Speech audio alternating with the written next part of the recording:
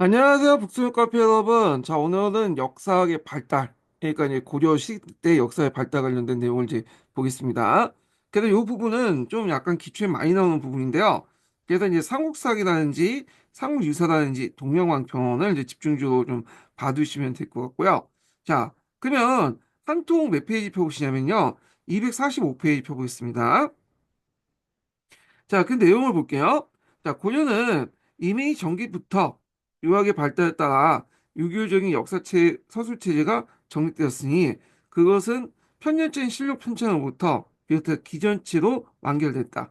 자, 현종 때 거란의 침입으로 많은 역사 기록이 개경에서 불타버렸으며 태조부터 목종 때까지 실제실록이 항저항에서 편찬되었고 이렇게 있거든요. 자, 여기에서 볼 게 뭐냐면 실제실록인데요. 이게 태조부터 목종 때까지 이제 만들었던 거야. 초창기 때. 근데 이게 권한족에 의해서 없어졌어. 불타 없어졌죠. 그래서 이제 현종 때 권한이 쳐들어왔잖아요. 그래서 이때 이제 없어지고. 그래서 이걸 다시 이제 복구시킨 사람이 누구냐면 항주랑이라는 사람이야. 항주랑. 그래서 항주랑이 자기 집에 있는 책을 가지고 와가지고 칠대실록을 다시 복구를 했는데요. 그 과정에서 역사적 왜곡이 좀 많이 일어났다고 학자들이 보고 있어요. 그 대표적인 게 이제 훈요 10조 있죠. 음. 훈요 10조도 이게 실제 왕건의 유언이라고 이제 알려고 있지만 실제로 볼 때는 이게 왕건의 유언이 아니라 항준왕이 이 칠대실록을 복원하는 과정에서 자기가 이제 만들었다. 이렇게 이제 주장하는 학자들이 있어요. 왜냐면 훈요 10조 내용 자체가 좀 내용 보면 왕건의 정책하고 좀 배치되는 부분도 있거든요. 전라도인들 쓰지 마라 했는데 도선 자체가 이제 뭐냐면 전라도 사람이고 신순교도 전라도 사람이고 그거 맞지가 않아. 그래서 이제 이렇게 했는데 자 후에 이제 그 7대 실록 외에도 그 고려는 실록 편찬을 계속 했을 거라고 보고 있어요. 이게 이제 기록에 간간히 나오거든요. 근데 공식적으로 이제 이게 뭐 명확하게 하지 않기 때문에 그냥 고려의 이제 실록은 7대 실록 이렇게 이제 해가지고 얘기를 하고 있는데 자 하여튼 이 7대 실록이 계속 살아남아서 임진왜란까지 이제 계속 있을 거라고 보고 있고 그 중간에 고려사라든지 고려사 전후라든지 이런 걸 편찬할 때 일종의 1차 사회적 역할을 했을 것이다. 이렇게 보고 있는데 임진왜란 때 이게 불타 없어졌죠. 그래서 지금은 전해지지 않고 있다. 이렇게 보시면 되고요. 그래서 고려의 실록 편찬 그 기술은 후에 이제 조선왕조에도 영향을 줬다 보시면 돼요. 그래서 조선왕조 때 조선왕조 실록이라는 걸 편찬했잖아요. 그때 이제 편찬 그 서술이라든지 방법 같은 것들에 큰 영향을 줬다. 이렇게 보시면 돼요. 그래서 이 7대 실록은 그 뭐냐면 시간의 흐름에 따라서 기록된 편년체죠. 편년체 사서고요. 자, 그 다음에 문종 때 박인양이라는 사람이 그 고급록을 이제 뭐냐면 저수했고 예종 때 이제 그 뭐냐면 또 뭐가 편년 통제라는 것이 만들어졌죠. 자, 이 평년 통제 같은 경우에는 예종 때가 아니라 그 예종 때 이전에 평년 통제라는 것이 있었는데 평년 통제가 이제 고려 초기 때 만들어졌거든요. 근데 예종 11년 때 이걸 더 편찬해 가지고 소평년 통제를 만들었어요. 그래서 이제 주로 삼안에서 고려 초기까지 역사를 서술한 거고 그리고 이제 삼국사기에 보이는 왕건 이전의 가계 있죠. 네. 그래서 이 가계와 관련된 내용들이 여기 그 편년 통제에 들어가 있다. 이렇게 보시면 되겠습니다. 자, 그리고 인종 때 이제 기전지인 삼국사기가 편찬되어 역사서술의 발전에 보게 되었다. 이렇게 있는데, 이 삼국사기 이제 보기 전에 여기 좀 빠진 게 있죠. 구삼국사죠. 자, 구삼국사는 제가 이제 앞에 얘기한 것처럼 이게 고려 초기 때 만들어졌거든요. 그래서 고구려 계승 의식을 이제 보이는 사서예요. 그래서 이 고대적 사유도 이제 담고 있고, 그리고 또 이게 후에 이제 뭐 동명왕편이라든지 제왕궁기라든지 그 다음에 삼국사기 등등 이게 남아있다. 1차 사유 이제 남아있다는 거죠. 지금은 없지만. 그래서 동명왕편과 제왕궁기는 구삼국사에 있는 대로 그대로 쓰지만 삼국사기 같은 경우에는 약간 이제 이거를 유교로 이제 다시 재해석하고 편찬했다. 이런 게 좀 차이가 있어요. 자, 그러면 삼국사기를 보겠습니다. 자, 삼국사기는 임용시험 문제, 기출문제 많이 나왔죠. 삼국사기 관련된 내용이 나오면 삼국사기 관련된 내용들이 다 나온 건 아니고 지인 삼국사기 표가 주로 나와요. 그래서 이 김부식이 그 당시 인종에게 왜 삼국사기를 썼는가, 이런 것들을 뭐냐면 밝히는 내용이거든요. 그래서 이제 이 내용들 관련된 사유를 좀 찾아보시고요. 자, 진삼국사기표에 이제 입각해서 이제 그 썼는데, 자, 이때 이제 그 책 내용을 보면 앞에 이제 구삼국사 있잖아요. 이 구삼국사를 기본으로 해서 유교적 합리주의에 입각해서 썼다. 자, 그리고 기전체 사서다. 이게 특징이죠. 자, 그러면 이제 내용을 이제 보겠습니다. 자, 거기 보면 김부시 왕명을 받아 편찬 기전체의 정사로서 현존하는 최고 사서이며, 요거 예전에 기출문제 나왔죠. 예. 그래서 지금 나온 이제 기전체에서 현존 최고 사세요. 물론 예전에도 역사책이 있긴 있었는데 안타깝게 지금 남아있지 않아.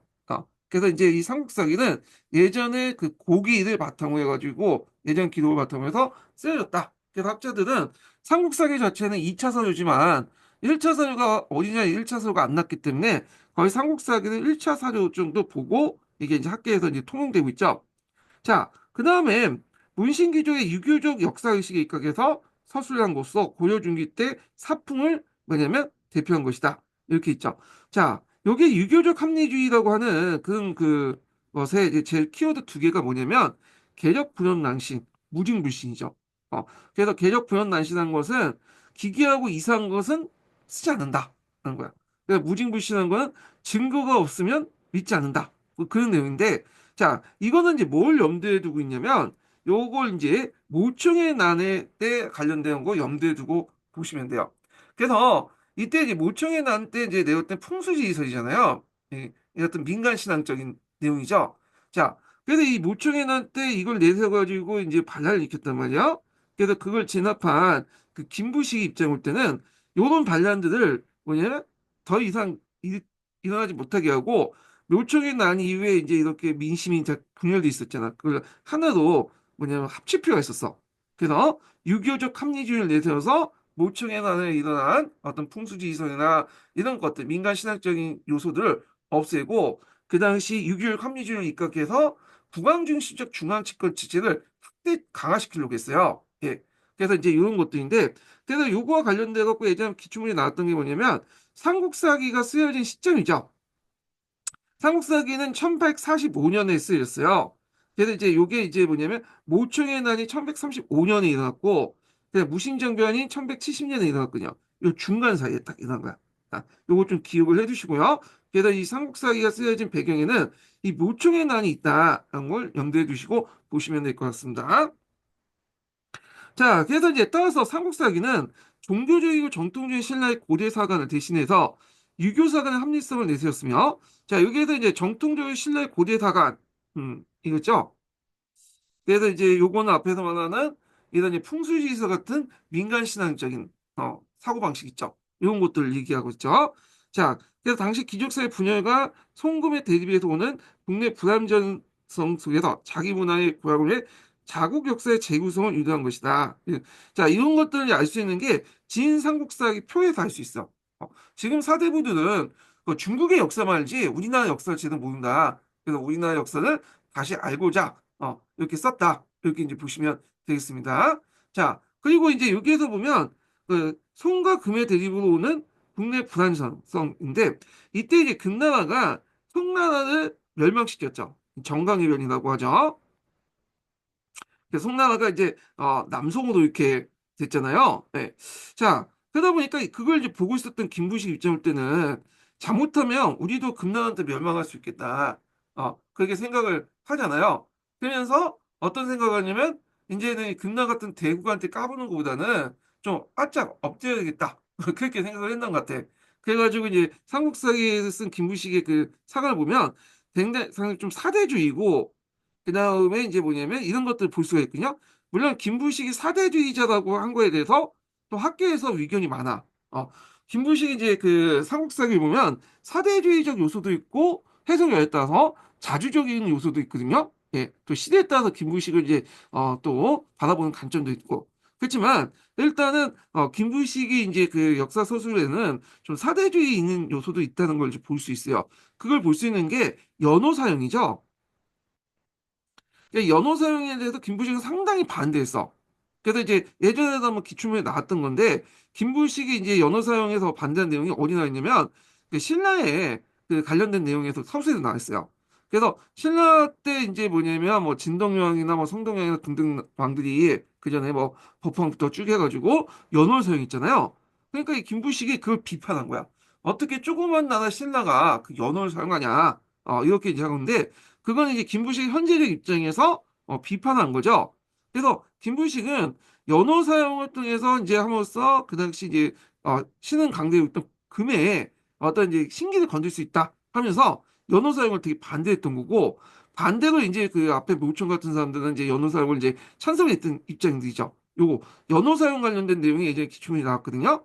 자, 하여튼 그 당시 이제 이런 금나라가 주도한 이제 국제 질서에 입각했고 이 과정에서 이제 그 국내에서도 이런 이제 뭐냐면 금나라 반대파와 이제 뭐냐면 찬성 그 금나라의 어떤 주장 사대주의를 받아들이는 주장을 받아 사대 정책을 받아들이는 주장을 이제 받아들였잖아요. 그래서 금을 이제 배척하는 주장과 금나라와 해서 얘네들 사대를 하자는 주장들이 대립을 하고 있었는데 이런 것들을 이제 뭐냐면 삼국사기를 통해서 좀 수습하려고 했던 거야. 예. 그래서 금과 온건한 대외관계 유지를 하겠다. 그래서 이제 이걸 볼 수 있는 것이 연어 사용에 대해서 상당히 반대적인 어떤 입장이 있다. 그래서 사대주의라고 좀 하겠는데 사대 정책에서 볼 수 있죠. 주의라고 하면 좀 이념적이고 사대 정책에 입각해서 연어 사용을 뭐냐면 그 반대했다. 이렇게 보시면 돼요. 요게 예전에 기출문이 나왔으니까 좀 기억을 해두시고요. 자, 그러나 역시 이제 그것은 유교적 문신귀족 입장에서 서술했던 한계를 지니고 있다. 그래서 이제 뭐냐면 자국 역사를 재구성하는 어떤 자주적 존재도 있지만 그 당시의 국제 정세에 입각해서 좀 바짝 금나라에 엎드린 과정에서 중국에 대한 어떤 사대 정책, 이런 사대주의, 사대 정책이라고 했죠. 하여튼 사대적인 어떤 내용이 많이 들어가 있다는 한계가 있다. 이렇게 보시면 되겠습니다. 종래 이제 그 삼국사에 대해서 유교적 사대사관이라는 비판적인 평가를 주장했으나 근래에 이어서 또 다른 평가가 있죠. 자, 이어서 삼국사기가 김부식의 개인의 편찬이 아니라 모두 11명에 의해서 공동 작업이 이제 완성되었던 객관적 서술이 가능했고 그의 사도는 토풍이 그대로 인정했고 전자의 기록 그 천자의 기도인 봉기를 붙였다는 점 이런 걸 높게 평가하고 있다는 거야.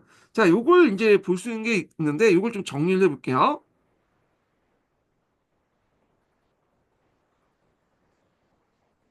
자, 여기 보면 이 사람에 대한 어떤 이제 긍정적 평가가 있고 부정적 평가가 있어요.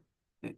그래서 시대에 따라 또 다른데 조선 시대 때는 너무 이게 사대적이 아니라고 비판을 받았고 그다음에 일제 강점기 때는 그는 민족주의자들에게 사대주의라고 비판했죠. 뭐 신채호가 대표적인 사람인데 그리고 이제 지금도 마찬가지로 아까 언급한 것처럼 긍정적 평가도 있고 주가 그 뭐냐면 부정적 평가도 동시에 있다는 거죠. 자, 긍정적인 평가를 좀 보면요. 자, 먼저 이 사람이 자주적 성격을 갖고 있다는 거야. 물론 이제 사대적인 요소도 있긴 했지만 자주 성격이 또 강하다. 대표적인 앞에서 한 건 봉기죠. 자, 봉기라는 것은 이제 뭐 기전체에서 무슨 역사요? 황제의 역사잖아. 그러니까 이 고려가 그 당시 내제 외양 체제를 시행하고 있었잖아요. 여기에 입각해서 황제라고 이제 내부적으로 썼고 그래서 봉기라고 했다 이렇게 이제 보고 있죠. 자, 그래서 이제 요걸 볼 때 이제 뭐냐면 그 당시 조선 시대하고 이제 볼 수가 있는데 조선 시대 때는 왕의 역사를 세가라고 했죠. 어, 조선은 이제 자칭 이제 제국이라고 했으니까 이런 거 볼 때 상당히 자주적이 있다 이렇게 볼 수 있고 그 다음에 홍련친호법 있어요.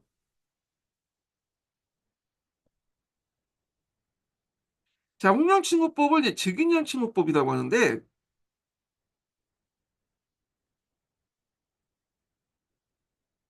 자, 이 훈자라는 것은 왕이 죽을 때 훈이라고 하고, 황제가 죽을 때는, 뭐냐면, 궁이라고 하죠. 자, 하여튼, 이때 이제 어떤 왕이 죽을 때 그 즉위년을, 뭐냐, 즉위 연도로 같이 쓰는 거야. 예를 들어갖고, A왕이 800년 3월 달에 이제 죽으면 그다음 비왕이 800년 4월 달에 즉위했단 말이야. 그러면 요건 A왕 예를 들어 갖고 뭐 얘가 13년 동안 즉위했으면 A왕 13년인 동시에 B왕 1년이 되는 거야. 그러니까 같은 애를 공동으로 해갖고 즉위년 뭐냐면 그 표기를 할 수 있다. 즉위식 그 집권기들 이렇게 이제 하는 게 훈련칭호법이고, 자, 또 이걸 즉위년칭호법이라고 해요. 그 다음에 월을 달리해갖고 했다. 건너뛰어서 6월 칭호법이라고 해요. 6월 칭호법 이렇게 이제 있는데, 자, 요거 반대인 칭호법이 뭐죠? 예, 요거는 이제 유년칭호법이야. 자, 유년이라는 유자는 건너뛰다는 거야. 연을 건너뛰는 거야. 하늘에는 이제 천자가 주관하기 때문에 비록 이제 중간에 죽어도 그 뒤에 항제는 이제 왕은 뭐냐면 그 다음에 즉위년을 표시하는 거야. 자, 예를 들어 갖고 A왕이 이제 800년 3월 달에 죽었어요.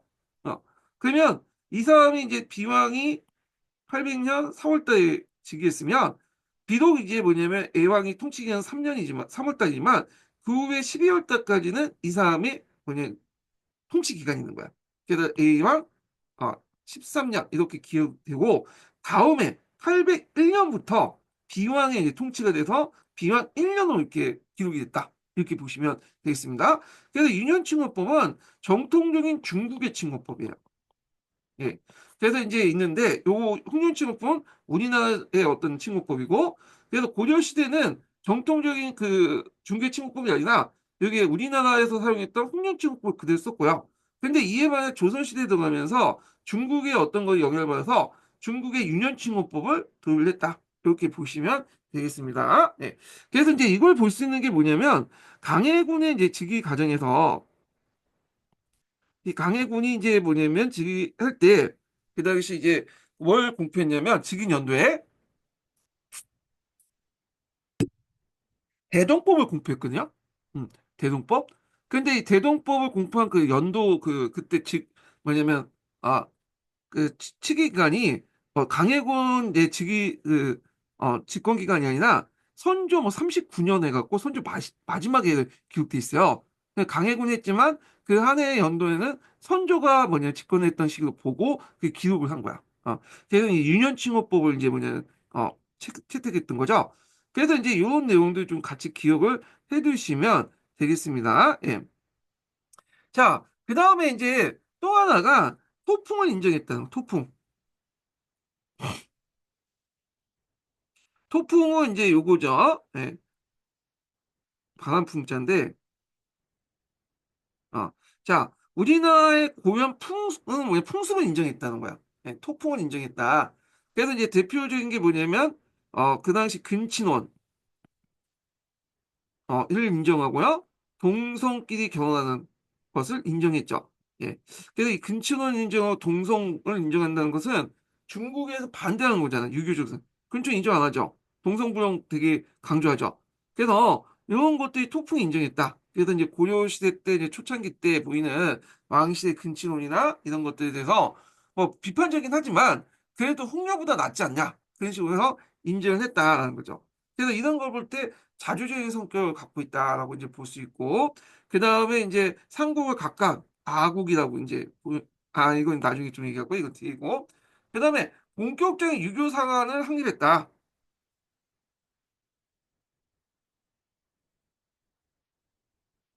그래서 합리주의적 어떤 본격적 유교 상한을 뭐냐면 확립했다는 데 의미가 있고요.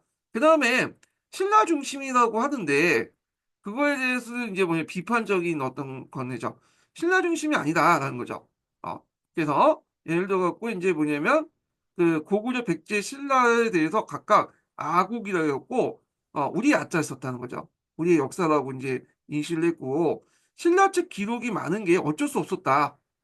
왜냐하면 그 백제와 고구려를 멸망하는 과정에서 뭐냐면 이게 기록이 많이 상실됐잖아요. 그러다 보니까 신라 위주의 어떤 그 기록을 남길 수밖에 없었다. 기록이 많이 남아있잖아요. 신라 같은 경우에는.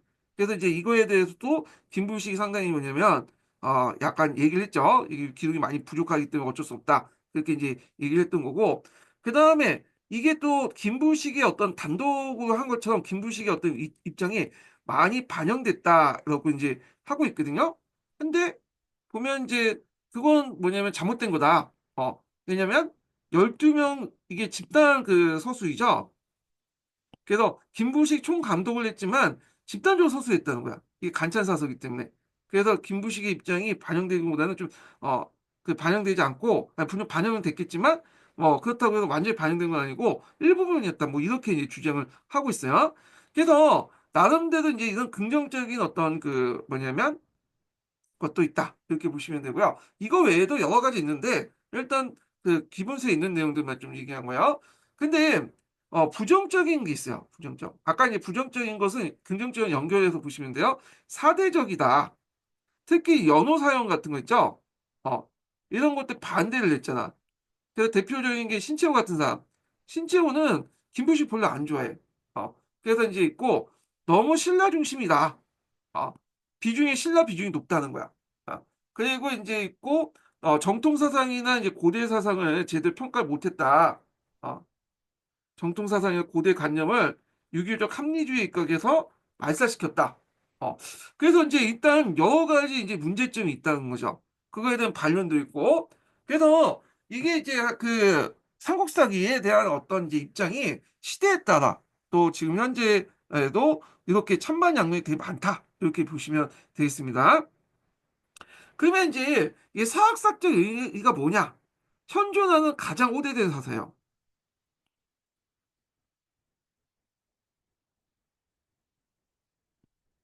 요거와 관련돼서 이제 예전에 시험 문제 나왔는데 지금 판본은 물론 고려시대 때 판본 남아있지 않죠?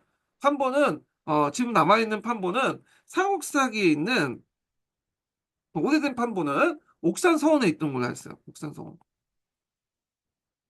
요거 예전에 한번 시험 문제 나왔거든요. 그래서 현존하는 최고의 판본은 중종 때 만들어진 건데 옥산서원이 있어요. 물론 이건 완지판을 기준으로 한 거야.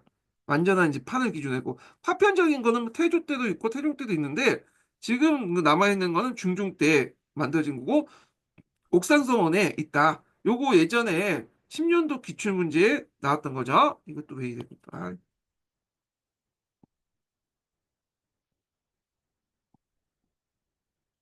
자, 그래서 이제 이렇게 한번 또 판단 볼 수가 있고요. 다시 이제 또 읽어보겠습니다. 자, 그래서 이제 이렇게 삼국사기 때 있고, 또한 이제 뭐냐면, 고종 때 승려했던 각군이 망명에 따라서 이제 쓴 해동 고승준이라는 게 있어요. 이것도 역시 고종 입장에서, 뭐냐면, 편찬 불교사는 점에서 삼국사가 그 성격을 같이 하고 있다. 이렇게 이제 얘기하고 있거든요. 근데 무슨 삼국사가 그 성격을 같이 했는지 잘 모르겠는데, 그래요. 예. 그래서 이제 이렇게 이게 있고요.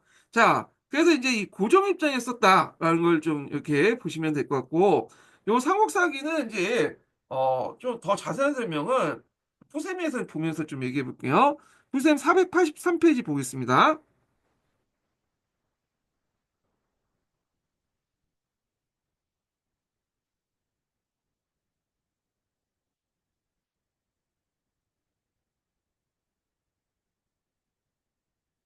자, 483페이지 볼게요.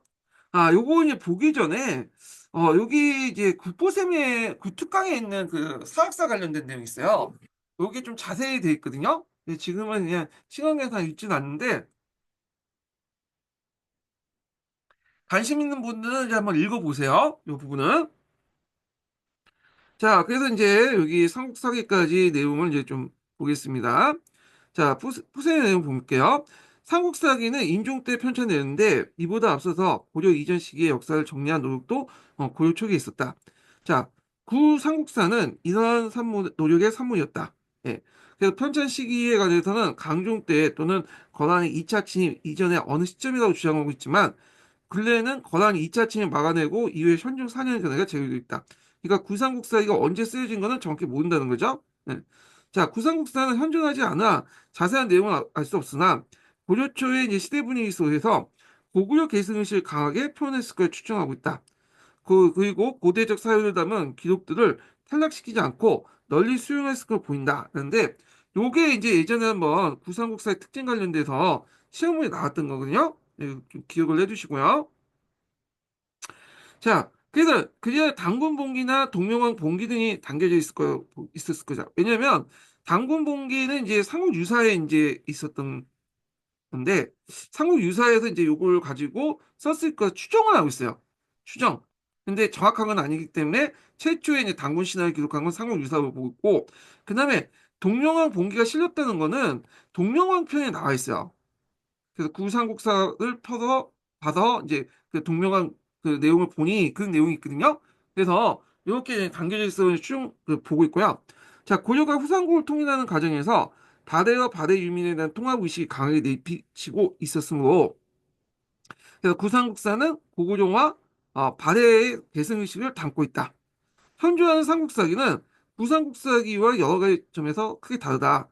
자, 삼국사기는 누가 편찬했죠? 김부식이 했죠. 물론 김부식의 단독 그 편찬은 아니지만 김부식이 주도해서 편찬했잖아요.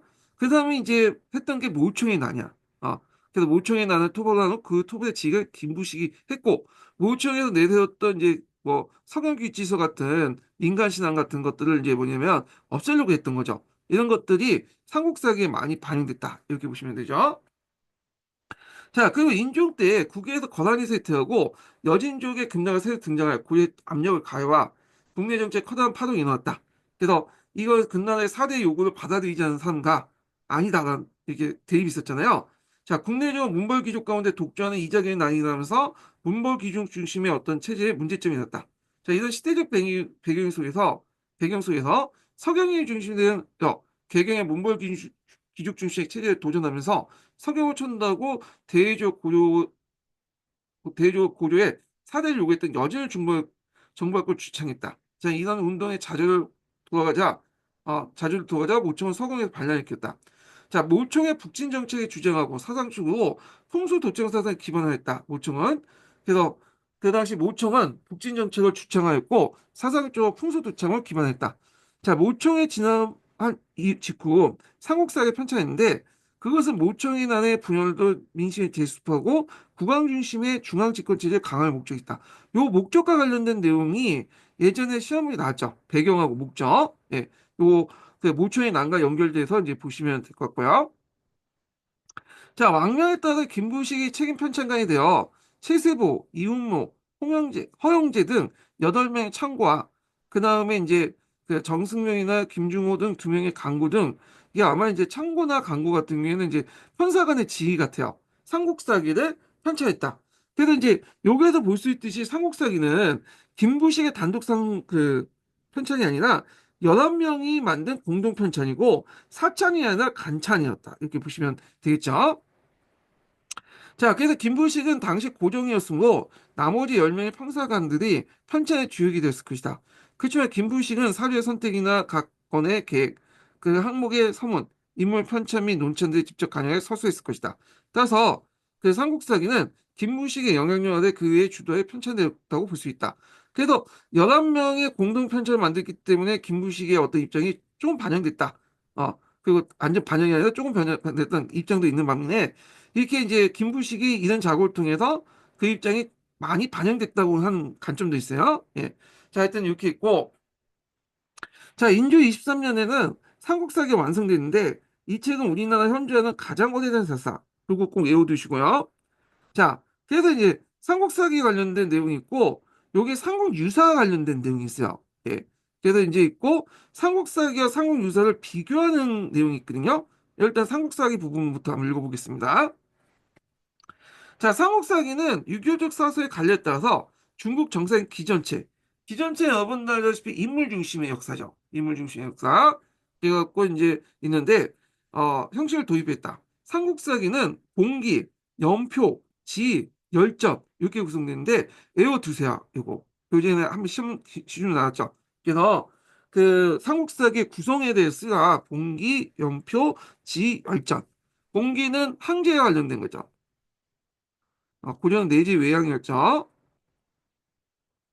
연표는 이제 표와 관련된 그 시간 순서대로 이제 정리한 거고, 지는 이제 어떤 특정한 부분의 역사죠. 예. 그래서 이제 있고 또 서라고 해요. 서. 열전은 인물의 역사고 이렇게 이제 구성돼 있다.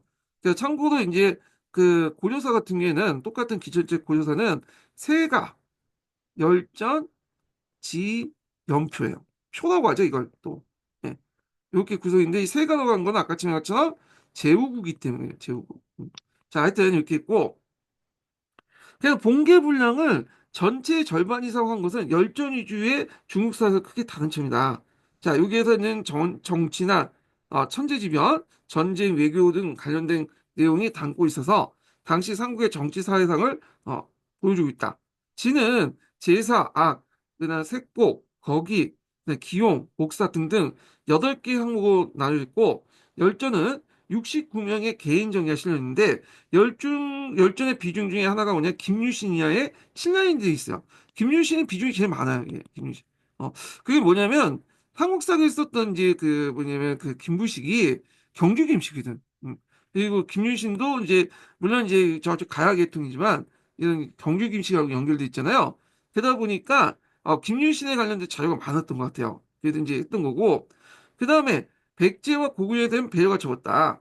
근데 이게 요거는 좀 삼국사에 되게 부정적 이제 입장에서 쓴 거고, 다르게 해석한 사람들은 어떻게 해석하면 백제와 고구려인들 많이 쓰고 싶어도 이 자료가 없으니까 못 쓰는 거야. 자료가 없는데 없는 내용을 만들어서 쓸 수는 없잖아요. 그래서 남아있는 사료가 적기 때문에 그럴 수 있다라고 좀 달리 해석한 사람들이 있어요. 그래서 앞에도 얘기했지만 삼국사기에 대해서는 어떤 여러 가지 평가 중에 똑같은 사실을 가지고도 뭐냐면 이게 다르게 해석하시는 분들이 많다. 긍정적으로 해석하시는 분도 있고 비판적으로 해석하시는 분도 있고 그래요. 그래서 삼국사기는 체계적 서술 방식을 택해 많은 역사적 사실을 정리함으로써 삼국시대의 우리 역사를 재구성할 수 있게 했다는 점에서 편찬의 역사적 의미가 크다고 할 수 있다. 이렇게 있죠. 자, 그러면 이제 여기까지가 삼국사에 관련된 내용이고요. 다음을 읽어볼게요. 이제 볼 게 뭐냐면, 이제 삼국유사나 동명왕표나 이런 이제 고려 후기 때에 관련된 내용을 이제 좀 보겠습니다. 그 내용 볼게요. 자, 고려 후기에는 이러한 유교사관에 대항하여 한국의 고대사를 자주적으로 입장해서 이해하는 새로운 경향이 일어났으니 그것은 무신난 후의 사회적 혼란과 대몽강제 위기를 경험한 지식인들의 민족적 자료의식의 표현이다라는 거죠. 그래서 유교사관 같은 경우에는 아까쯤에 했지만 개력 불용 난신, 무징불신, 이런 것들 하잖아요. 그래서 이제 인간이 알 수 없는 귀신의 행동이나 신화는 적지 않는다. 문헌적 증거 없으면 믿지 않는다. 그런 이유를 가지고 예전부터 내려온 어떤 신화나 전설들을 뭐냐 적지 않거나 적어도 유교적 사관에게 다시 정리해가지고 각색해서 적거나 그랬거든요. 자, 근데 이거에 대해 고려기 때 비판이 났나 봐요. 그 당시 뭐 무신란 이후에 고구려 계승의식이 등장했고 또 대몽강제를 이제 겪으면서 이제 그 저항하는 과정에서 어떤 민족의식이 또 나타나기 시작했잖아요. 그 시대적 분위기에 따라서 이제 고려 후기 때 들어가면 이게 이제 좀 달라져. 네, 고려 중기 때 분위기와 그래서 뭐 고구려 계승의식이 강해지고 그다음에 신기하고 기이한 것도 적어내기 시작하고 이렇게 하게 되죠. 자, 그래서 고종 때 이규보가 지은 동명왕평이나 자, 충녕왕 때 이전에 저술한 삼국유사, 이순신이 쓴 제하옹리 등의 자국의 역사 정통에 대한 강력한 자부심이 나타난 것이 그것이다. 이렇게 있고, 그래서 앞에 시대적 배경 관련된 내용을 좀 기억을 해 두시면 되고요. 요거 좀 잘못된 게 뭐냐면, 요것도 이게 고종 때가 아니죠. 고종 때 이규보가 동명왕표 쓴 거 아니에요. 어, 잘못된 거야. 이게 이규보가 예전에 했지만 최씨 정권의 지원을 많이 받았거든요.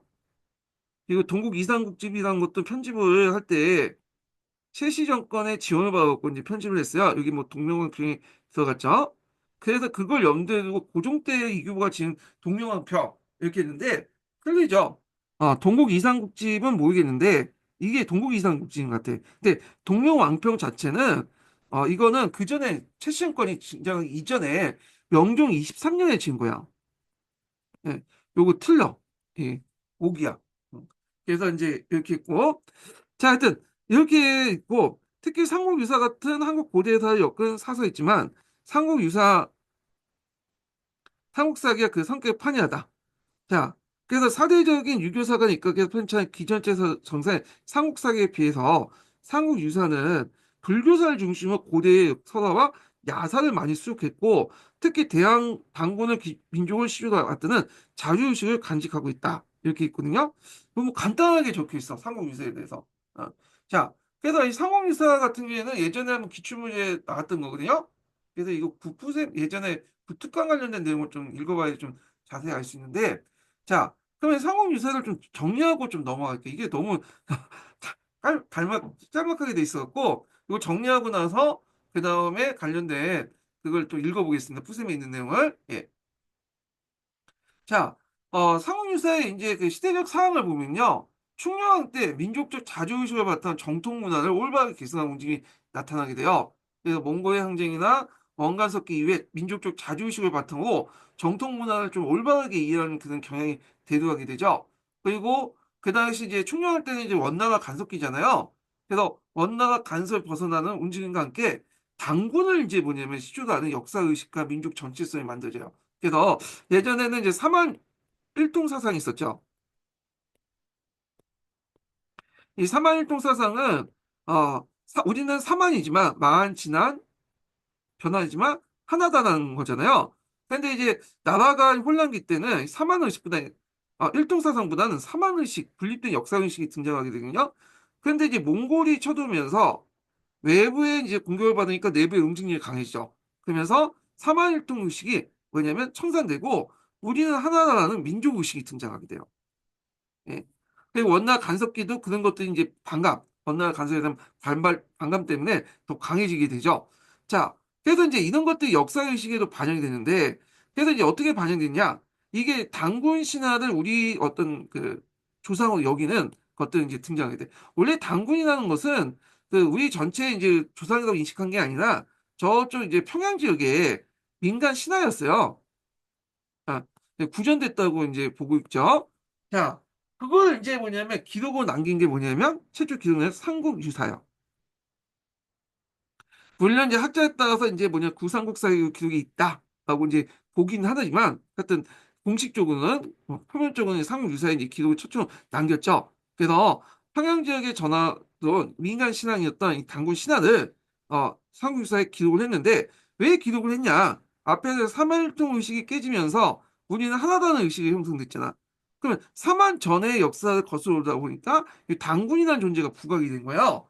그러면서 단군이라는 그 신화를 상호유사에다 기록을 했다. 이렇게 보시면 돼요. 물론 이걸 원형 그대로 기록한 것은 아니지만 물론 불교적으로 좀 색채 좀 넣고 기록을 했어요. 그렇지만 최대한 뭐 90% 정도 기록을 했다. 이렇게 보시면 되겠습니다. 예. 자, 그래서 이제 상호유사 통해서 이제 전후해 갖고 우리의 민족을 이제 단군으로 보기 시작한 거야. 그래서 예전에 상고사 같은 경우에는 부여의 정통 계승 의식이 강하다고 했죠. 근데 이 고려 후기 때는 이런 부여 계승 의식은 없어졌고 사만일통 상승은 아예 이제 없어지고 해체되면서 이런 단군의 어떤 그 우리나라 조상이라는 걸 인식이 형성됐다. 이렇게 이제 보시면 되겠습니다. 예. 자, 그래서 이제 그럼 목적은 이제 아까 설명했지만 이런 발견 아래에 그 몽골의 전쟁 체험 후의 정통의 유효성과 우리 역사가 오만해졌다. 당군이라는 존재가 이제 상징화시키고 있죠. 신성함. 음. 자, 그래서 이제 유교에서도 보통 신성한 존재에 대해서는 뭐냐 개혁 불원난신이 적용되지 않잖아. 요나 순 같은 사람들 뭐 볼 때 태어날 때 신기하고 이상한 인들 많이 적어놨잖아요. 그런데 중국 사설에도 그렇게 적었는데 우리가 왜 그 뭐냐 적지 못하냐 하면서 이제 유교적인 어떤 사관에서 비판하면서 이런 신성함을 강조해. 유교 그 신성함을. 자, 그래서 이제 이런 신성함에 대해서 새로운 역사 인식을 통해서 뭐냐면 고려인들의 어떤 이제 뭐냐면 자부심인 어떤 자주적인 민족적 자주의식 이런 것들. 그래서 정통의 유구함과 신성성을 강조함으로써 민족의 자주의식을 뭐냐면 갖추려고 했다. 이렇게 보시면 되고요. 그리고 이 사람이 인연이 앞에서 얘기했죠. 가지산파잖아. 가지산파는 선정계열이죠. 그러니까 불교적 어떤 역사 인식을 갖고 있단 말이야. 그래서 이 사람은 어, 고려가 예전에 그 부처님에 관련된 나라이다. 불국토설이니까 그래서 이거 불국토설은 이제 그 신라에서 나왔죠. 신라가 예전에 부처님과 관련된 나라다. 하면서 얘기했잖아요. 자, 하여튼 이거 고려에도 영향을 줬는데 고려가 예전부터 부처님에 관련된 나라니까 해서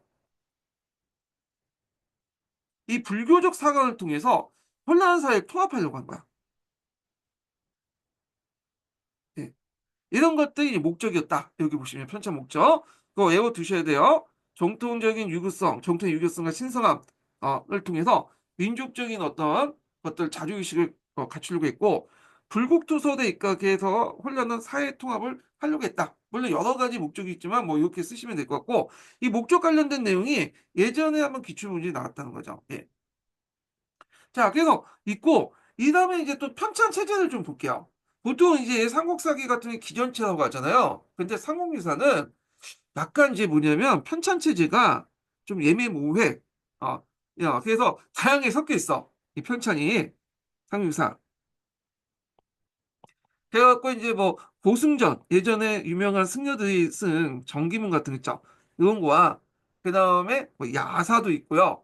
그 다음에 뭐 유교적인 서체도 있고 등등등 다양한 글로 구성되어 있어요. 그래서 이제 보통 그 공무원 규제나 이제 이런 데에서는 이걸 뭐라고 표현하고 있냐면 기사본말체와 유사하다. 유교적 그 역사 서술체 중에 기사본말체가 있어. 사건 중심의 역사체. 이거 유사하다는 거야. 근데 그렇다고 해서 기사본말체가 아니, 꼭 똑같은 건 아니고 기사본말체 유사체, 기사본말 유사체 이렇게 표현하고 있거든요. 그래서 이제 구성을 보면 왕령편, 기편, 흥편, 탁상편, 호성까지 총 9편으로 구성되는데 보통 시험 문제 나오는 게 뭐냐면 아까 이제 뭐냐면 이 신성함 그러니까 이제 불역 계룡 난신 그다음에 무징불신은 유교에선 금지했잖아요. 근데 이제 요거에 대해서 불역 계룡 난신 무징불신이어도 그 뭐냐면 그걸 이제 유교에서 금지하고 있는데, 그럼에도 불구하고 나는 이거 써야 되겠다. 왜 쓰냐? 유교적 신성성을 기념을. 유교에서도 그 당시 뭐 요와 순 같은 사람들, 유명한 사람들 있잖아요. 이 사람들 보면 일반 범인과 다르게 신기하고 기이한 일을 이제 일어나고 유교에서 쓰지 않냐? 중국에서도. 이 입장은 우리도 쓸 수 있다. 이렇게 이제 주장한 거야. 그래서 유교적으로 금지되어 있는 이런 신성한 것을, 신성성을 유교 신성성이라는 걸 또 이렇게 내걸어갖고 너희들 쓰는데 왜 우리가 못 쓰냐 하면서 왜 쓰는 거에 대해서 이제 우리가 못 쓰냐 하면서 이렇게 기괴하고 신기한 걸 쓰기 시작해. 이걸 이제 다 새롭게 담아놓은 것이 이렇게 모아둔 것이 기이편이야. 그 기이편에 유교적 어떤 신성성을 바탕으로 해서 종전의 유교적 사관을 비판하면서 그 다음에 이걸 썼다. 그래서 이 기이편에는 유교의 어떤 사관을 비판하면서 동시에 또 유교가 그 한쪽에 있는 신성성을 또 끄집어내서 비판했다. 비판하면서 기이편에서 이런 계력분란신이나 무징불신 같은 것에 유교적 어떤 기본에 어긋난 것을 유교적 신성성의 또 다른 걸 끄집어내서 썼다. 그걸 왜 썼는가에 대해서 기입편 서문에 적어놨거든요. 그래서 기입편 서문이 그 당시 이제 예전에 기출문에 나왔어요. 요거 좀 기억을 해두시고요. 자, 그래서 이제 이렇게 해서 삼국 유사에 관련된 내용을 간단히 언급을 했고, 요거와 관련된 내용을 다시 포세미에서 좀 보겠습니다. 예, 자세히 안 돼 있기 때문에. 음. 자, 여기 보면 삼국 유사와 관련된 내용이 이제 484페이지 마지막 단락 돼 있어요.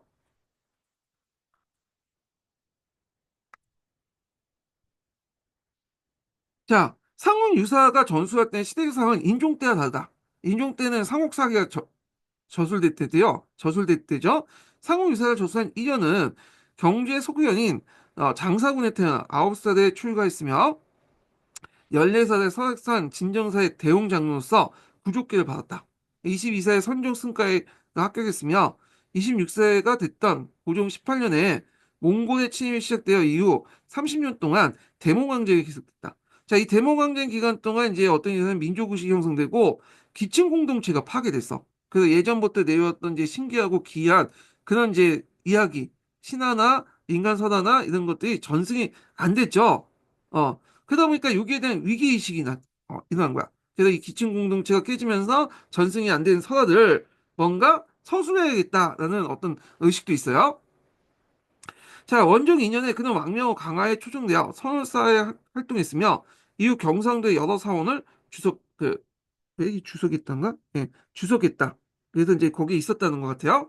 자, 충녕할 때 왕명에서 운면사에 주석하다가 충녕한 9년에 국존으로 책봉됐으며 그 다음에 뭐 인강사 하사선에서 3월 주석했다. 뭐 이렇게 있고 자, 이전은 몽골과의 전쟁에 직접 체험했고 전쟁에 불타버린 항공사의 황량한 모습을 목격하기도 했으며 민족의 형신을 가슴 아파했다. 당시 불교의 타락상을 이제 목격하기도 했고 13세기 후반에 충녕왕의 명령에 따라서 청도 우문사를 중심으로 불교 개혁을 앞장섰다. 자, 이러한 상황에서 이전은 고려인들의 민족 자존심을 심어줄 필요가 있었고 이에 따라서 삼국유사를 저수했다. 요게 삼국유사의 목적이죠. 예. 자, 그러면 삼국유사와 관련된 내용을 체제를 볼게요. 삼국유사는 삼국사기처럼 일정한 역사서술 체계의 구애도 없이 자연 형식으로 저술됐다. 앞에서 얘기했지만 이게 어떤 형식에 따르지 않고 다양한 형식도 있죠. 뭐 고승절 체제, 야사, 그다음에 등등. 그래서 이제 뭐 공무원 교재에선 기사본말 유사체라고 이제 했어요. 원래 이 삼국 유사의 의미에서 유사라는 것은 삼국사기의 부족한 뭘 보충해준다는 의미에서 유사라는 이름을 했어요. 근데 내용을 보면 삼국사기 보충을 넘어서 삼국사기가 안 썼던 부분까지 더 집어넣고, 그러니까 삼국사기 체제에 더 넘어서 그 이상의 의미를 부여했죠. 삼국유사는. 그래서 완전 체제가 다르다 보시면 돼요. 삼국유사의 어떤 의미와 달리.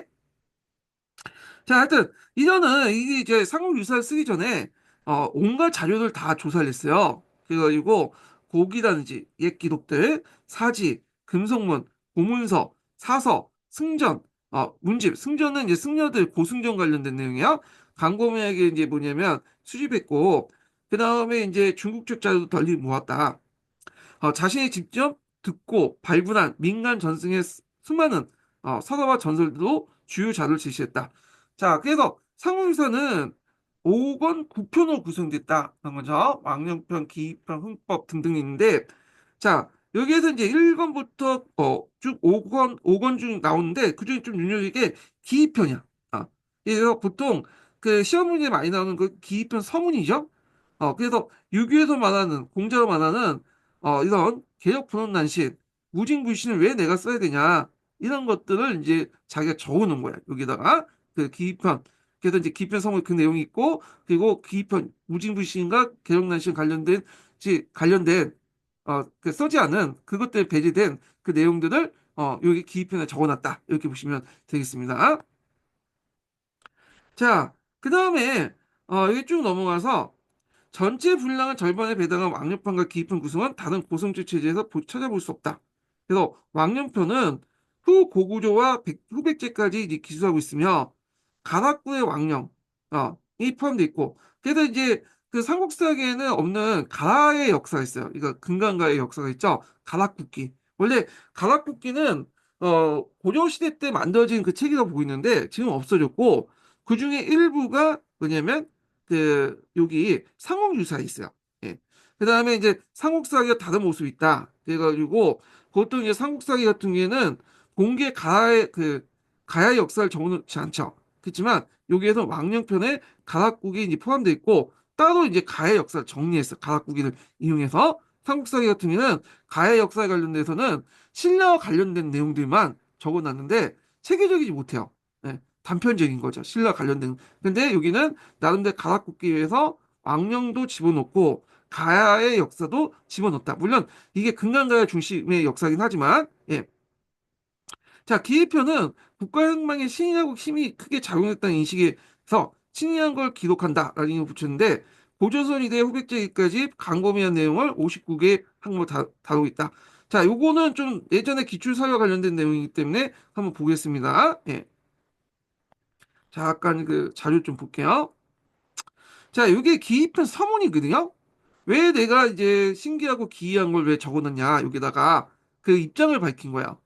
그래서 요게 기출 사료도 이제 보통 상용유사 나올 때 되게 나오기 때문에 요게 좀 볼게요. 자, 서에서 말한다. 이 서라는 건 기입편 서야, 기입편.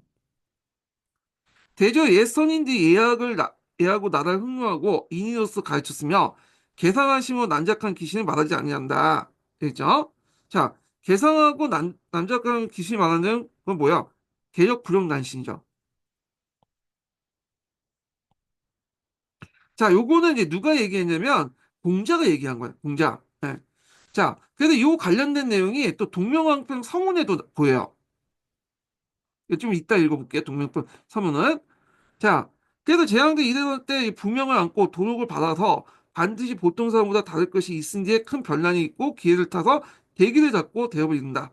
자, 요 관련된 내용은 이제 뭐냐면 여기 유교적인 내용이 보면 유교에서는 분명 개덕 불언난시라고 해놓고 무징불신이라고 또 했잖아요.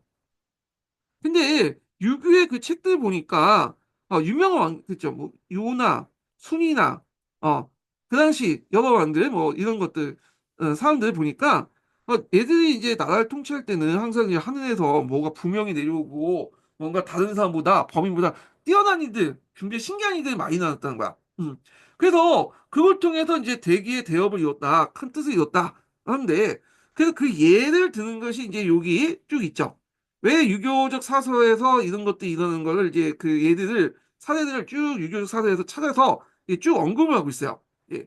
자, 그래서 이제 이렇게 했고 그러면 우리나라에서도 위대한 인물들 있지 않냐? 위대한 인물들이 일반 범인들과 달리 뭐냐면 뭔가 그 주변에는 하늘의 청명을 받고 일어나는 일들이 있지 않냐? 이렇게 이제 얘기한 거야. 그러니 삼국의 뭐냐면 시조들이 모두 시위하는 데서 나온다고 어찌 계약이냐? 중국도 그 유교적 사설에 그런 내용도 있는데 우리 또한 신기하고 기이한 일이 뭐냐면 일어난 건 당연하지 않냐? 그래서 이것이 신으로서 다른 편보다 먼저 놓은 가지고 그 의도가 바로 여기다. 이런 그 시조들의 어떤 기이하고 신기한 내용들을 뭐냐면 쓰겠다는 거야. 그래서 삼국사기에서 배제하거나 유교적 사관에 의해서 이게 뭐냐면 각색된 그 내용을 원래 모습대로 뜯어가지고 쓰겠다라고 이제 얘기를 한 거죠. 그래서 그것의 입장을 밝힌 것이 기이편 서문 관련된 내용이다. 이렇게 보시면 돼요. 그래서 앞에서 말한 것처럼 유교적 신성성을 통해서 뭐냐 유교적인 어떤 그 사관을 비판하고 그리고 이거 입장에서 우리의 어떤 고대적인 어떤 그 역사 소설을 그래 받아들이겠다는 거야. 그러니까 그래 쓰겠다는 거야. 그래서 이걸 통해서 고대인들이 어떤 그 생각을 갖고 있는 걸 쓰겠다는 거죠. 물론 이게 팩트는 아니에요. 팩트는 아니지만 이걸 통해서 신화나 민간 설화를 통해서 고대인들의 사회세계를 알 수 있는 거죠. 고대인들이 실제 이게 고대인들 그 당시에 어떻게 생각하는 걸 알 수 있는 거잖아. 그거조차도 또 역사잖아요.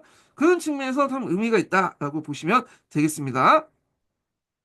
자, 그래서 이제 다시 이제 넘어가서 이거 그냥 앞부분 넘어갈게요.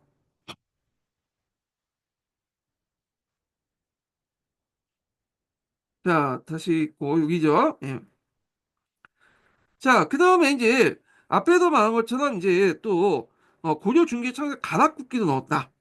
이렇게 보시면 되고 흥양평 같은 경우는 삼국의 불교를 전례 소수했고 탁상평은 불상이나 불탑, 불전 뭐 등등 조형물에 관련된 조성 연기 설화 같은 것들 이 설화들이 왜 만들어진가? 그러니까 그 뭐냐면 불탑이라든지 그다음 불상 같은 게 왜 만들어진가? 설화들이 있어요. 이런 것들 적어놨다는 거예요. 자, 그래서 위의 편에는 고리의 이해와 홍포에서 중요한 역할을 한 고승의 전기를 서술했고, 신주편의 밀교의 영역 등등을 했고, 그 다음에 이제 있고, 그래서 이게 전반적으로 볼 때는 불교 중심의, 선종 중심의 역사 서술이다. 이렇게 보시면 되겠죠. 자, 거기 밑에는 이제 상국유사의 의의가 있어요. 상국유사의 의의.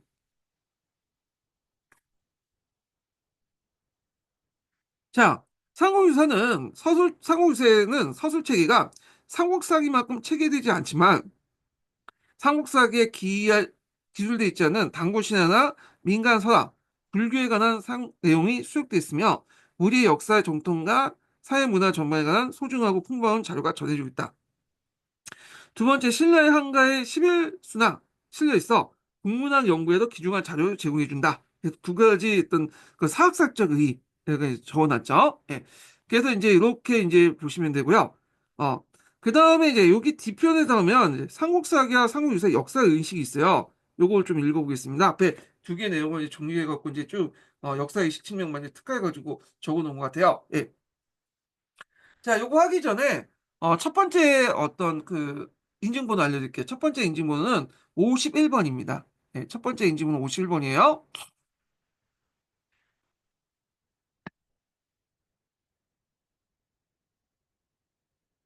자, 삼국사기는 묘청에 나오는 표현된 사상의 동안과는 상이나 입장에서 편찬한 것이기에 북진 정책을 강조한 고구려 계승의식보단 신라 계승의식이 강조되고 있다. 근데 여기 주의할 것은 신라 계승의식을 강조했다는 건 하나의 관점이에요. 예.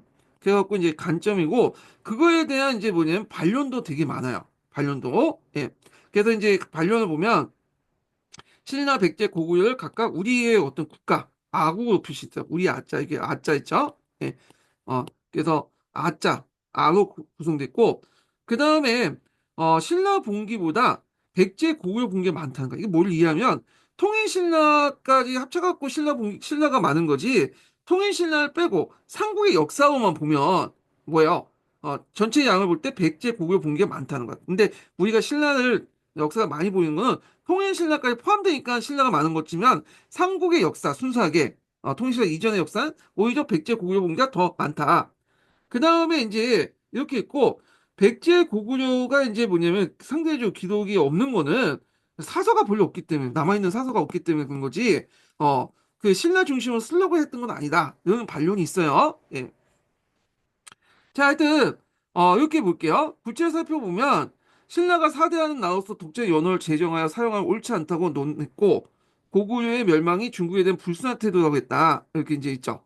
근데 이게 왜 신라 개성에서 강조하는데 이렇게 할까요? 이게 아마 내용이 사대 의식과 관련된 사대 의식 방영됐다는 내용인데 요거하고는 연결되지 않는 것 같아요. 문맥상 보면 요거 사대 의식이 왜 그 관련된 내용을 비판하는 내용 같아요. 지금 보면. 그래서 하여튼 독자의 언어를 제정한 거 옳지 않다고 논했고 이거 기출이 나왔다고 했죠. 고구려의 멸망이 중국에 대한 불순한 태도 때문이라고 했다. 그러니까 백제도 설령 우호를 하지 않고 전쟁에서 대국의 거짓말을 죄를 지었다고 하고 그러나 그리고 삼국이 각각 독자의 연호가 있음에 불구하고 중국에 있는 이상 독자의 연호를 사용할 수 없다는 이유를 이를 묵살했다고 한다. 그래서 연호를 이제 굳이 언급을 안 하고 중국에 있는 이상 독자의 연호를 사용할 수 없다는 이유로 이를 묵살했다. 그래서 중국 연호를 쓴 거다. 이렇게 보시면 되겠죠. 그래서 이런 것들이 왜 삼국 그 사기의 사대적이라 평가를 받는 거에 게 이유죠. 그러니까 이제 요 앞에 있는 문장하고 요게 뒤에 있는 그 사례가 안 맞는 것 같아. 신라를 계승했던 좀 강조했으면 요 강조한 게 그 내용이 들어가 있잖아요. 사례가. 근데 요게 사대 의식이 반영됐다는 것의 내용이 들어가 있잖아요. 그래서 이제 뭐 이렇게 있고요. 그래서 이제 여기까지는 이제 앞뒤가 이제 갑자기 튀어나온 것 같고 상부에 편중되어 서술되지 않았다 하더라도 신라에게 유리한 해석도 많고 이제 여기부터가 이제 여기 내용을 계승한 거야. 이게 책 내용이 구성이 좀 그런데 자 신라에게 유리한 해석이 많이 했고 통일신라에 관한 내용이 상당 부분 기술하면서 곡을 계승했다고 자처하는데 자체 발해에 대해서 한마디도 언급이 안 됐다. 참고로 이제 삼국사기나 삼국유사는 공통적으로 발해를 우리나라 역사 안 봐요. 예. 그래서 이런 것들이 이제 뭐냐면 신라 중심이었다라는 내용을 했는데 신라 중심이었다는 것을 요 뒤에서 이제 관련된 내용을 언급하고 있고 이 중간에 뜬금없이 갑자기 사대 의식 관련된 내용이 나와요. 예. 자, 이게 좀 그렇고. 그래서 삼국사기는 홍수이나 정통 사회체제에 비판하고 유교적 합리주의를 포방했다. 그래서 정치적 교훈을 위해서 유교적 입장을 견제했고 그에 합당한 사실을 선택하고 윤문을 각색을 했다는 거야. 그래서 이제 동명왕통을 씌워놔도 구삼국사기에 있는 내용 중에 뭐냐면 유교적 입장에서 맞지 않는 것들은 뭐냐 유교적 입장에서 각색을 해갖고 다시 적어놓은 거죠. 예. 자, 그러면서 고대적 사회를 표현한 신에 대한 기록들과 불교적 세계관을 입각한 생활상에 대해서 기록을 모두 배정했다. 그래서 이런 신이나 기록들이 역사의 팩트는 아니지만 그 당시 사람들이 어떻게 생각했는가를 알 수 있는 아주 중요한 사료인데 이런 걸 배제시켰다는 거죠. 자, 신화에 대한 비판 정신의 결과적으로 단군 조선을 삭제하게 만들었으며 무징불신한 증거주의 정신의 사만의 역사를 매몰시킨 결과를 가져왔다. 자, 이거는 상당히 비판적 입장에서 보는 거예요, 삼국사기를. 근데 그거에 대해 또 반론이 있어요. 왜냐면 삼국사기 자체가 삼국의 역사잖아. 삼국의 역사. 그러면 삼국의 역사를 쓴 통사가 아니라 단대사란 말이야, 단대사. 그러니까 단대사니까 한국 이전의 역사였던 단군 조선이나 사만의 역사를 배제할 수밖에 없지 않냐. 이게 자기가 삼국사기인데, 그 삼국사기 고구려 백제 신라 관련된 역사 쓰려고 했는데, 당연히 요거는 이제 단대사기 때문에 단군 조선과 사만의 역사는 배제했다. 그러면 삼국유사는 왜 썼냐? 삼국유사는 삼국사기를 보충해준다는 유사잖아요. 그러니까 삼국에 빠진 것을 보충한다는 의미에서 쓴 거고, 요건 삼국사기는 반대세기 때문에 삼국의 역사만 쓴 거죠. 그러니까 자연스럽게 빠지지 않았냐라고 보는 관점도 있어요. 예. 자, 그리고 연폐해상 기자조선과 유만조선의 실제 가볍게 언급했으며 박격거사의 신라 공국을 국사의 시발점으로 적극 인정했다. 그리고 고조선의 소홀하게 다루어 고조선 내부에 성장하는 주몽이조의 고구려 존재를 몰각했으며 그래서 이게 이것도 뭐냐면 주몽이조의 고구려 존재는 뭐냐면 그 당시 주몽이 오기 전에 고구려가 있었어요. 우리가 생각하는 그 고구려. 그래서 이제 원고려라고 하죠. 원고려, 구려 이런 것들을 얘기하는 거야. 주몽이전. 그래서 송양국의 뭐 이런 것들, 뭐 비루부에 이제 주도한 그런 나라인데 이제 주몽이 오면서 이제 계도부로 이제 바뀌게 된 거잖아. 그러니까 그 계도부 이전의 고구려를 몰각했다, 쓰지 않았다는 거야. 자, 결국 그는 유교적인 문명 국가 단계부터 의 역사만 기술한 것이고 그 이전 한민족의 고유 문화의 서술대에서 제외됐다. 이게 삼국사기의 상당히 부정적인 평가지만 아까 반려는 얘기한 것처럼 삼국사기는 삼국의 역사를 중심으로 했고 그 전의 역사들은 그렇게 설설 필요 없고 간단하게 언급하거나 안 쓴 건 당연한 거 아니냐라는 반론도 있어요. 자, 삼국사기는 서술 체제나 서술 내용의 체계에서 진일보한 면을 갖고 있으나 역사의식 측면에서는 신라 계승을 강조했고 정통사상이나 고대관념에 대해서 제대로 평가하지 못하고 있다. 그래서 서술 체계라든지 서술 내용 체계에서 좀 발전된 것이다. 그러니까 아까 역사, 그 유교적 역사 서술 있죠? 그래서 이걸 합리주의 사관이 나가잖아요. 음. 그래서 합리주의 사관, 무징불신, 그 다음에 불업계룡난신, 그리고 예전에 한번 시험 문제 나오는 수리부작 있어요. 요게 합리적 그 유교사 간의 어떤 서술 방식인데 요거 여러분 다 아시죠? 뭐 무징불신 같은 경우에는 문헌적 증거 없으면 믿지 않는다. 불법계룡난신은 인간이 알 수 없는 귀신 행동 신앙 적지 않는다. 수리부작은 직서의 원칙이죠. 직서의 원칙에 따라 있는 그대로 뭐냐 쓴다라는 거예요. 그래서 예전에 한번 시험 문제 나왔던 거이 수리부작인데 그래서 이에 입각해서 이제 그 당시 삼국사기는 신라의 이제 뭐냐면 왕후를 그대로 썼죠. 그래서 이제 지정하기 이전에 우리가 알고 있을 거서관, 차창홍, 이삭은 이런 신라 왕후가 있는데 이거를 김대문이 쓰는 걸 그대로 받아가고 썼단 말이야. 그리고 나서 누굴 비판했냐면 그냥 최치원을 비판했어. 최치원 같은 경우에는 이런 이제 예전에 신라 시대 때 이제 뭐냐면 그 왕후들을 그대 쓰지 않고 그냥 중국식 왕으로 다 썼거든요. 그래서 이제 뭐 차창훈이나 이사금이나 이 거서관 같은 다 왕을 썼다. 이렇게 이제 있는데 이걸 비판했던 거죠. 이 수혜부작 원칙. 그래서 직서에 입각한 원칙, 역사적 사실을 창조하지 않고 그대로 쓴다. 요거 예전에 기출문제 나왔어요. 요거는 이제 공자가 얘기한 거예요. 공자의 수의부작 원칙을 그대로 썼다. 이렇게 보시면 되겠습니다. 자, 그러면 이제 삼국유사 관련된 내용 볼게요. 반면 이전이 삼국유사 신인한 내용을 수록한 것은 유교적 합리주의 사관에 대한 비판의 의미를 갖는다.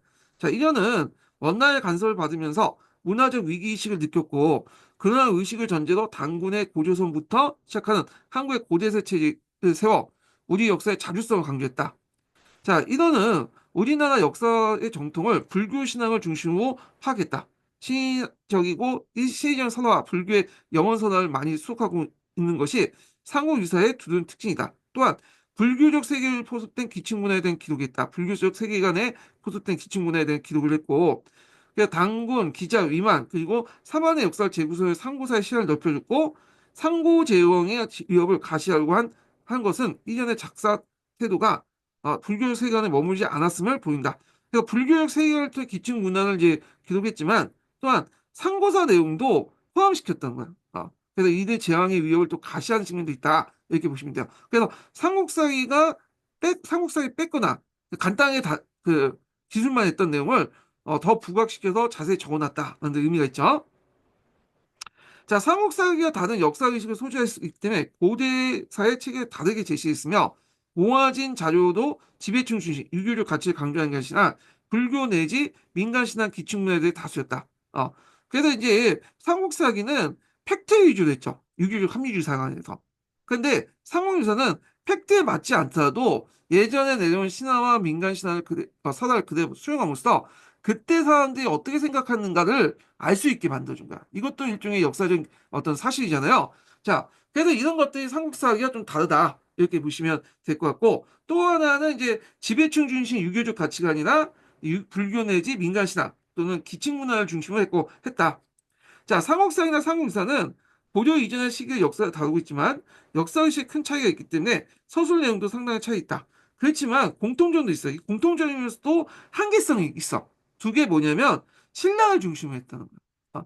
그래서 이제 김부식이나 이련이나 여기 딱 보면 다 경상도 그 지역에서 하겠죠. 물론 그 전국적으로 하긴 하지만 경상도 지역에 있는 역사 서술을 바탕으로 한 건데 신라 중심의 역사 서술 기록물 바탕으로 한데 근데 그또 그럴 수밖에 없는 게 그때 남아있던 그 기록들이 상당수가 신라 중심의 역사서였어요. 백제나 고구려나 뭐 이런 거는 전쟁이 갔던 많이 없어졌잖아요. 예. 그리고 이 사람들은 이제 뭐냐면 발해를 우리나라 역사 생각하지 않았어요. 그래서 발해사를 거의 기술하지 않는 일치한다. 그래서 한계이면서도 뭐냐면 공통된 특징이다. 이렇게 보시면 되겠습니다. 예. 자, 그래서 이제 이렇게 해서 이제 삼국사기와 삼국유사를 봤고요. 자, 그 다음에 넘어가서 볼 게 뭐냐면 이제 그 제왕기가 동명왕평 관련된 내용을 좀 보겠습니다.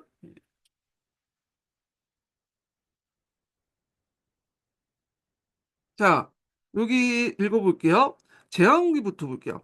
제왕기는 예전에 한번 기출에 잠깐 사지선다로 나온 적 있어요. 94년도인가? 그 이후 나오진 않았어. 그렇지만 나올 것 같긴 해요, 이게.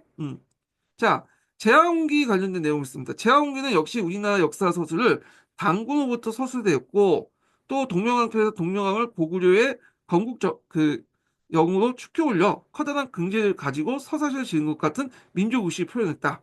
자, 그래서 이들의 역사가는 우리 고유의 신화, 전설, 신화 사실을 있는 그대로 쓰므로써 유교적인 합리주의학을 비판하고 고대의 소박한 원형을 그대로 포출한 자아식을 갖고 있다. 앞에서 말했던 그 유교적 합리주의 사관학에서 뭐냐면 고대적인 사회에 쓰여진 그 기록물도 있죠. 이런 것들을 쓰지 않거나 각색에 있었잖아요. 근데 이것도 동명편이나 제왕군은 그대로 썼다. 부삼국사에 있는 내용을 그대로 써서 그 당시 고대인들 사유 방식을 알게 해주는 상당히 중요한 역사적 기록물이다. 이렇게 보시면 되고 여기 보통 이제 제왕홍이나 동명왕표는 서사시거든요.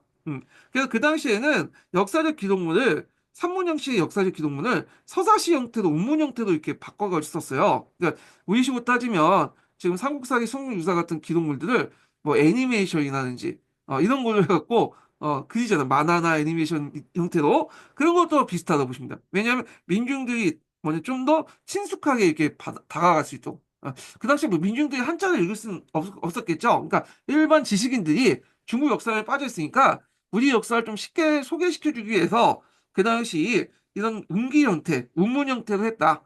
근데 이건 이제 좀 중국의 영향을 받은 것도 있어요. 중국도 장하가처럼 역사 사실을 이제 운문 형태로 이렇게 쓰는 것들이 있었거든요. 그래서 이것도 영향을 받은 것도 있어요. 예. 하여튼 이렇게 있는데 여기에도 보시면 알겠지만 제왕과 동명표이 너무 짤막하게 기록돼 있어. 그래서 요거를 한번 좀 자세히 좀 볼게요. 자, 몇 페이지 펴보시면 여기 푸셈 관련된 내용 보겠습니다. 자, 삼국사기와 다른 역사의식에서 만든 서사로서 동명왕편과 제왕을했다. 동명왕편은 요건 제대로 돼 있네. 명종 23년이에요. 고종 때 아니에요? 명종 23년에 이규보가 고구려의 건국사다를 이제 재인식하여 민족적 자부심을 일깨우고 강력한 정치 윤리를 강조한 읊은 서사시다. 그래서 민간에 떠드는 동명왕의 건국사다를 오원 시체로 구성됐고 운문 형태요. 형식은 유교사서 체적 거리가 먼다.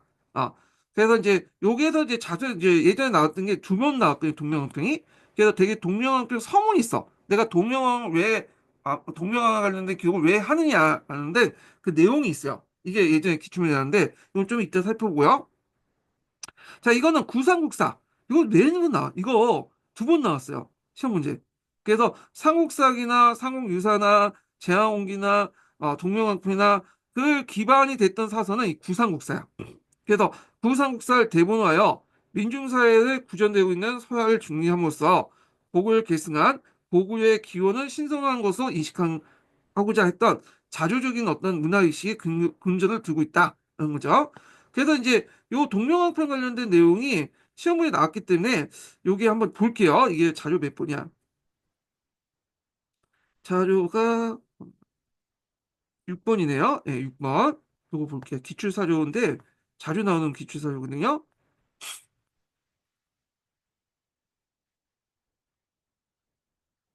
여기 있죠.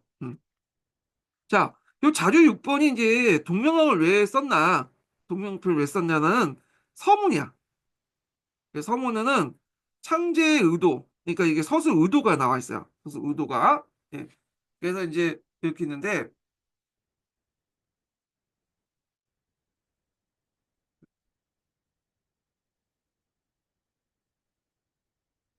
잠깐만 기다려 보세요. 예.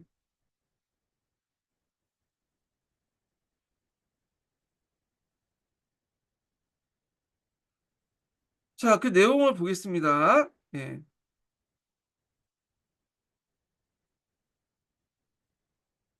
자, 여기 보면 크게 이제 세 단계를 통해서 동명왕표를 인식했어요. 처음에는 이제 뭐 이 사람도 이제 유학자예요. 이 사람이 동명왕표 썼던 이유보가 과거 시험에도 합격한 유학자잖아요. 그러니까 이제 공자의 어떤 생각에 따라서 이제 접근했죠. 그래서 공자에 따르면 중류에 의하면 불허개혁난시를 했잖아요. 불허개혁난시. 그래서 처음엔 믿지 않는 단계야. 자, 그러다가 한 번 또 이제 그 읽어봤죠. 그 당시에 많은 사람들이 또 보니까 그래서 이제 그걸 읽다가 있다 보니까 나름대로 그게 어머 타당해. 그래서 인정하는 단계죠. 그리고 더 나아가서 뭐냐면 인정을 넘어서 혼모하는 단계 넘어. 이 사람이 이제 뭐냐면 성인이다. 그래서 이제 이렇게 하는데, 그래서 이제 첫 번째 단계는 고정관념에 따라서 부정을 하는 거네. 근데 읽어보니까 좀 타당한 것 같아. 그래서 이제 일상적 감정이 넘어가고, 더 나아가서 그 내면을 보니까 몇 번 읽다 보니까, 이거 괜찮은 건데, 동명하는 사람이 성인인데? 하면서 맥락적 감정이 넘어가는 거예요. 네, 세 단계도 이렇게 넘어갔다. 이렇게 보시면 되겠습니다. 자, 그러면 이제 내용을 볼게요. 자, 세상에는 동명의 시인한 사적이 많이 이야기하는데 배운 것이 없는 미천한 남녀들도 제법 그에 관한 일들을 얘기할 수 있을 정도다. 내가 일찍이 이 이야기를 듣고 웃으며 여기 있죠. 선사 공자께서 개혁난신을 말하지 않는다. 이 동명왕의 설화는 시도 황당하고 기괴하고 하나. 그래서 여기에 자기의 어떤 고정관념에 따라서 황당하고 기괴하다 하면서 거부를 했잖아요. 자, 그 이제 위서나 통념을 읽어보니 그 사실이 기록돼 있다. 그러나 간략하고 생생치 않아서 이는 자국 내 일을 소상케 하고 외국의 일은 주입 뜻이야 아니겠는가? 그냥 위서나 통전은 중국 사서니까 우리나라에 이제 뭐냐면 동명과 관련된 서사를 자세히 안 적어놨겠죠. 대충 적어놨고 개축년에 구상국사를 얻었어. 그래서 동명왕 본기를 보니 자 예전에 시험 문제에 나왔던 게 구상국사야. 이게 이제 시험 문제 나왔고 그의 신현 사적이 세상에 이야기된 거 되고 있던 바보다 더했다. 그러나 역사 역시 처음에는 믿지 못하고 기괴하고 뭐냐면 이게 생각했는데 세 차를 이제 탕독하고 보니까 이게 한이 아니고 한상이 아니고 이거는 이제 뭐냐면 신성 쓰는 거다. 그 귀신이 아니라 신기한 기가 아니라 신이다 이렇게 여기죠. 그래서 예전에는 이게 이제 뭐냐 판타지물 같고 기괴하고 귀신이 왔다 갔다 하는 얘기 같고 기이한 얘기인데 읽어보니까 이거는 진짜 성인의 말씀이다. 성인의 행적이다. 이렇게 한 거야. 자, 그래서 이런 식으로 해서 일상적 감정이입을 하고 이게 이제 일상적 감정이입이죠. 어. 그래서 이제 처음에는 안 보려고 하다가 보고 그래도 좀 뭔가 이상하고 좀 판타지 같은 한데 일상적 요때 들어오면서 이제 뭐냐면 맥락적 감정이입하죠. 그래서 이제 그 맥락을 보고 이거 보니까 괜찮네. 성인의 얘기고 그다음에 이거는 그 상당히 신비성 있는 얘기다. 신기한 얘기다. 신비스러운 얘기다. 이렇게 이제 얘기를 하는 거죠. 자, 국사는 지피라는 책이니 어찌 사실을 막는 데요 전환이고 김공 부시는 그 국사를 다시 편찬할 때 이게 무슨 말이냐면 이 국사라는 건 구상국사기를 얘기해요. 부삼국사기가 뭐냐 인연 그대로 썼는데 이 김분식이 국사를 다시 편찬한 게 삼국사기죠. 삼국사기를 할 때 공명왕의 사적을 매우 강력하게 나왔다. 왜냐면 김분식의 입장일 때는 이거 기괴하고 뭐냐 믿지 못하는 얘기잖아요. 그러니까 이제 유교적 합리주의 입각해서 동명왕에 관련된 내용을 썼긴 했지만 매우 간략하고 각색에 썼다는 거죠. 그 공은 국사랑 그 세상을 바로잡은 책이니 크게 신인한 이로서 후세에 보여줌으로써 옳지 않다고 생각하여 그걸 간략하게 하지 않았을까? 유교적 합리주의 상황에 따라서 자 그래서 이제 이런 내용도 있고요. 그래서 김부식을 비판하는 내용이죠. 왜 그대로 안 좋고 그걸 각색했냐? 그 다음에 이제 내가 왜 운문으로서 이제 그걸 썼냐라는 거죠. 그게 왜 산문이 아니라 이런 이제 뭐냐 운문 형태로 이제 글을 쓴 이유가 이게 있어요. 그래서 당나라의 현종의 양귀비가 있거든요. 양귀비의 내용을 현종과 양귀비가 노닥거린 내용을 그 당시 백남천이라는 사람이 백거이라고 하는 사람이죠. 또 장한가를 썼는데 이걸 역사적인 어떤 사실, 그러니까 당나라 현종과 양귀가 노닥거리는 역사적 사실을 장한가에 기록했는데 이게 보니까 괜찮더라. 그래서 나도 그걸 운문 형태로 해갖고 노래를 읊어서 후세에 보여주겠다. 그래서 내가 왜 운문 형태로 이렇게 썼는가에 대한 어떤 그 이유가 적혀있죠. 자, 그럼 하물며 동명의 사적은 변화신이하여 여러 사람들의 눈을 혼동시키느냐 아니요 이게 있죠. 실로 창국에 신이란 자치인 것이고 이러려니 이 일을 기술하지 않으면 후세 무엇을 볼 수 있으요.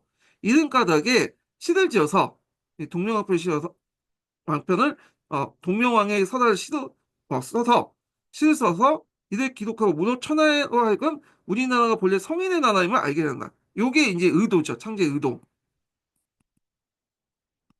예. 그래서 이게 창제의 의도다. 네, 이렇게 보시면 돼요. 그래서 정리해서 얘기하면 그 당시 이제 동명왕을 썼던 이규보가 유학자로서 처음 볼 때는 이게 무슨 개혁난신이고 개혁 부역난신이니까 나 읽어보지 않으려고 했는데 중국 측 역사 내용을 보니까 뭔가 좀 언급돼 있네. 그래서 호기심으로 삼국사를 좀 본 거야. 부산국사 동명편.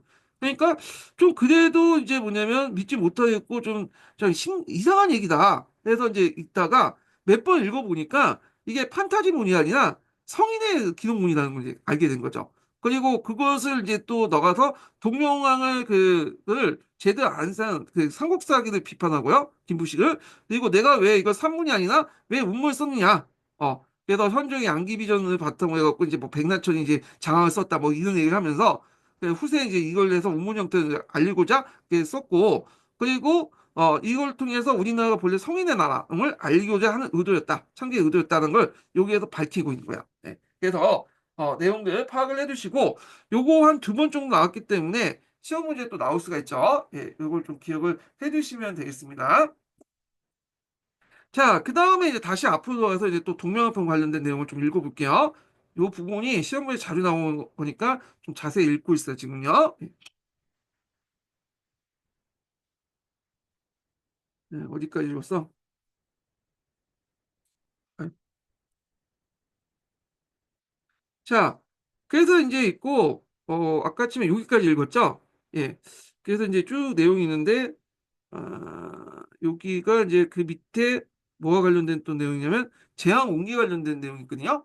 근데 여기 제왕옹기는 요것도 좀 설명이 좀 필요할 것 같은데, 일단은 이제 좀 쉬었다가, 부산국사기 있는 내용 중 지금 여기 없는 내용을 좀 더 보충한 다음에 제왕옹기를 한번 읽어보겠습니다. 예.